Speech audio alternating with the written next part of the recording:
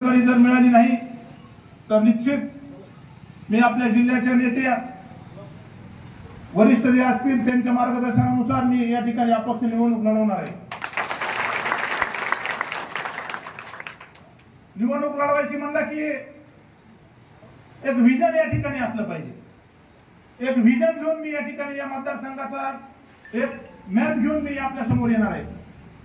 मतदान मागत असताना आपण काय केलं पाहिजे, या माजलगाव मतदारसंघासाठी काय केलं पाहिजे ते एक मी तुम्हाला या ठिकाणी विजन सांगणार आहे।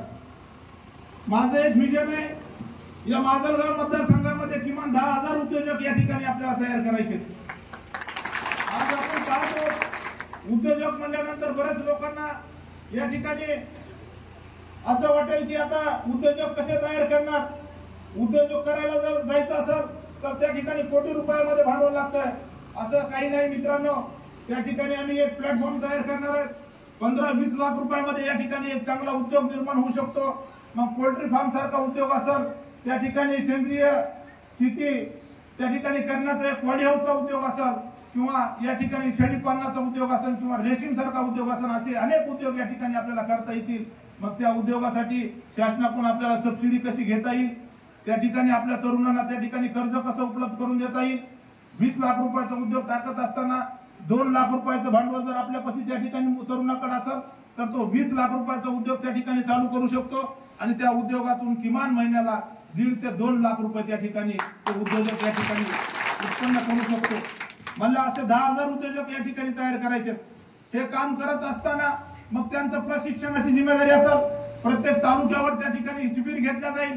प्रत्येक तालुक्यावर त्या ठिकाणी त्यांना प्रशिक्षणामध्ये 3 दिवसाचं या ठिकाणी ट्रेनिंग दिलं जाईल। त्या ट्रेनिंग मध्ये त्यांना उद्योग कसा चालवायचा, उद्योग कसा उभा करायचा, उद्योग उभा करत असताना त्या ठिकाणी भांडवल कसं उपलब्ध करायचं, सबसिडी कशी उभा त्या ठिकाणी शासनाची घ्यायची, असं अनेक मार्गदर्शन त्या ठिकाणी त्या शिबिरामध्ये होणार आहे। हे जर आपल्याला करायचं असेल आणि बाकी आपण पाहतो या ठिकाणी माझे शेतकरी बांधव मोठ्या संख्येने उपस्थित आहेत। आज आपण जर पाहतो की शेतीमालाला सध्या या ठिकाणी भाव नाही। केंद्र शासनाकडे आपण बघत असताना सोयाबीनचे भाव या ठिकाणी पडलेले आहेत, कापसाचे भाव या ठिकाणी पडलेले आहेत, ऊसाचे या ठिकाणी उत्पादन तेवढ्या मोठ्या प्रमाणामध्ये होत नाही। यावेळी पाऊस पडतो, कधी पाऊस पडतो जास्त पडतो, कधी कमी पडतो। या निसर्गाच्या लहरीपणामुळे या ठिकाणी आमचा शेतकरी या ठिकाणी हतबल झालेला आहे। त्यासाठी काय करता येईल त्या ठिकाणी त्यांच्यासाठी मित्रांनो या ठिकाणी शेतकरी आपला कष्ट करायला कमी पडत नाही शिवाजीराव, परंतु या ठिकाणी कष्ट करत असताना त्या ठिकाणी थोडीशी आपल्याला ज्ञानाची सध्या त्या ठिकाणी गरज आहे। या ठिकाणी आधुनिक पद्धतीने आपण त्या ठिकाणी शेती केली पाहिजे। शेती करत असताना आपण सोयाबीन पेरत असताना आपण पेरत असताना माती परीक्षण झालं पाहिजे। त्या ठिकाणी माती परीक्षण करून त्या ठिकाणी त्या मातीसाठी कुठले घटक लागतात, नत्र लागतंय, फॉस्फरस लागतंय का पोटॅश लागतंय, 1846 टाकायचा का 1026 टाकायचा आहे, आणि तो किती प्रमाणात असला पाहिजे याचं सध्या आपल्याला एक प्लॅटफॉर्म त्या ठिकाणी तयार करायचा आहे। जेणेकरून सोयाबीनचं उत्पन्न 10 क्विंटलचं आपण जर घेत असलो तर 10 क्विंटलचं उत्पादन 20 क्विंटलवर कसं जाईल, कापसाचं 10 क्विंटलचं उत्पादन 20 क्विंटलवर कसं घेऊन जाता येईल, त्या सध्या पद्धतीने आपल्याला या ठिकाणी या माजलगाव मतदारसंघामध्ये काम करायचंय। हे करत असताना ऊसाचं टनेज ऊस उत्पादन काढत असताना आपण पाहतोय की 35-40 टनाच्या वर ऊसाचं उत्पादन होत नाहीये। ते उत्पादन वाढीच्या दृष्टीने आपल्याला या ठिकाणी काम करायचे। अनेक प्रश्न या माजलगाव मतदारसंघामध्ये शिक्षणाचा प्रश्न आहे। शिक्षणासाठी आपल्या मुलाबाळाला लातूरला, नांदेडला, पुण्याला आपल्याला त्या ठिकाणी जावं लागतंय। मग आपल्या या माजलगाव मतदारसंघामध्ये माजलगाव तालुका असेल, धारूर तालुका असेल, किंवा या ठिकाणी वडवणी तालुका असेल, या तिन्ही तालुक्यामध्ये चांगले इन्स्टिट्यूट या ठिकाणी कसे चालू करता येतील, जेणेकरून आपल्याला जे खर्च पेलवत नाही तो खर्च सध्या या ठिकाणी येणाऱ्या काळामध्ये कमी होईल। अशा अनेक या ठिकाणी योजना आपल्याला करता येतील, परंतु गरज आहे मित्रांनो आपल्या या ठिकाणी साथीची, आपल्या आशीर्वादाची। आपण येणाऱ्या काळामध्ये या ठिकाणी आपण खूप काही मतदारसंघासाठी करू शकतो।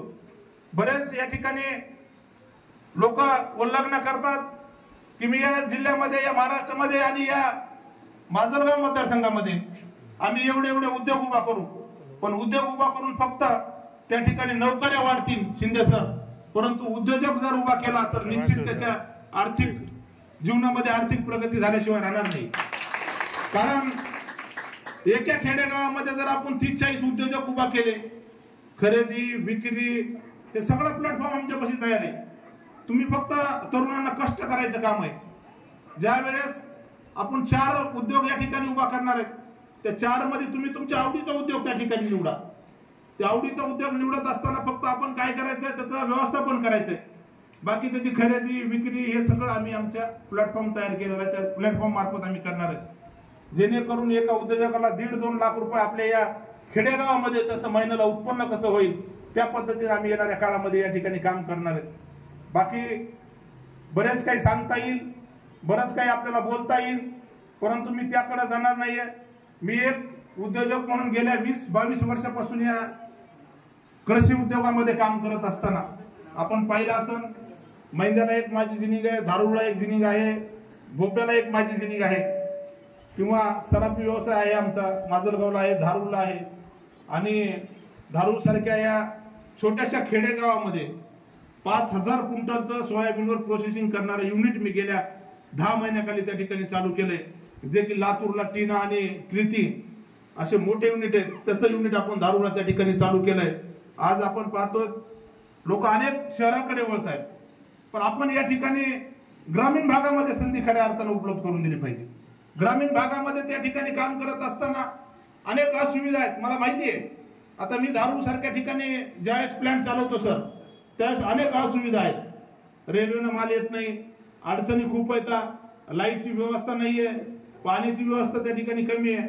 परंतु आपण आपल्या भागाचं काहीतरी देणं लागतो, म्हणून मी खऱ्या अर्थानं त्या ठिकाणी लातूरला न किंवा समजा एखाद्या बीड सारख्या ठिकाणी न जाता औरंगाबाद सारख्या